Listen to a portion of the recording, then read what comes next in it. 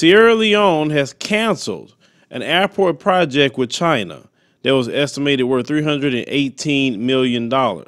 Now, this airport was supposed to be built and finished in 2022. Now, the previous president signed this deal with China, with the new president that came in. His name is Julius Bio. He said, nope, I don't want that airport. And the reason why he don't want the airport, he said it's uneconomical for us in our country. China has been doing what we would call predatory lending. They knew that these nations cannot pay them back, but they give them this loan anyway. They default on their loans and say, okay, well, you know, part of the agreement, you're supposed to give us this road, you're supposed to give us this part of your resources, or an airport or a port, whatever. That's how they was doing it, just straight coming in. And the thing is, what a lot of people are getting upset about, especially with the situation going on in Zambia, where you said that the Chinese are literally running their ZNBC, which is Zambia National Broadcasting Corporation, television station, which is supposed to be government ran. They just had also the other day in their local newspaper, part of it was in Mandarin. The people was very upset about that. So a lot of people are paying attention to the soft colonization that China's trying to do in African nations. Now, a lot of people was excited and say, oh, yeah, man, Sierra Leone is catching on, and then they turn around. Well, don't get too excited about Sierra Leone. But the only reason Sierra Leone decided to do this is because there was recommendations from the World Bank and the IMF. The IMF, the International Monetary Fund, has been in Sierra Leone for the past 3 weeks. They had a team of people there, okay?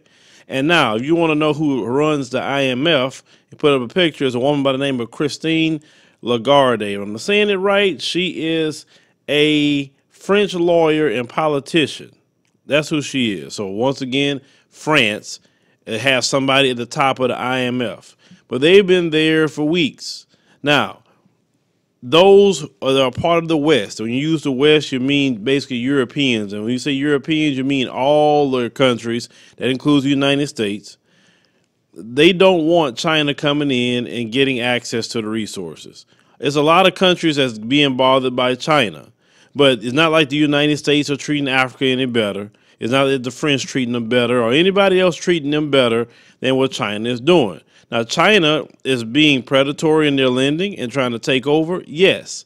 But don't think that the West is not trying to keep on having a good thing going. They've been having for hundreds of years. Now, when it comes to African nations, and this, I've said this before, and I'm going to keep saying this, there's no reason for African nations to be poor. Not a single one of those nations should not be poor. That would be like, I'm going to talk about this, I said this before. If you had $100 million in your bank account, that'll be like you having this bank account, you have access to this bank account, you have the ATM, you have everything. It is your account, and you're in a welfare office, you're in the food stamp line, you getting Section 8. But yet you got $100 million in the bank. Most people that find that out will be like, what's wrong with you? Why are you in the food stamp line? Why are you staying in Section 8? You got $100 million in the bank, but that would be like, on top of that, you giving other people an ATM to come pull out of that $100 million that you're not even using, but you in a food stamp line or you in the welfare office. It wouldn't make sense. And that's the same thing with African nations. They have resources that can make them billions and trillions of dollars. They don't need a loan from China. They don't need nothing from the IMF. They don't need nothing from the World Bank. Just sell your resources at market value. But it's like the leaders who's running these nations, it's like, what's so hard to figure that out? I don't understand it. It's like simple. That's why I said sometimes I wish I could go run one of these countries and show them how it's done. It's like, shoot, we'd be Mansa Musa all over again, fooling with me. But the people are suffering due to that every day. Now, they say Sierra Leone is one of the poorest countries in the continent of Africa. But it doesn't make sense because they have resources. Sierra Leone, for instance, and their natural resources have diamonds. Just 1 kilogram is worth over $1 million. Over $1 million. And you're going to get a loan from China. That's $318 million to build an airport. It does not make sense.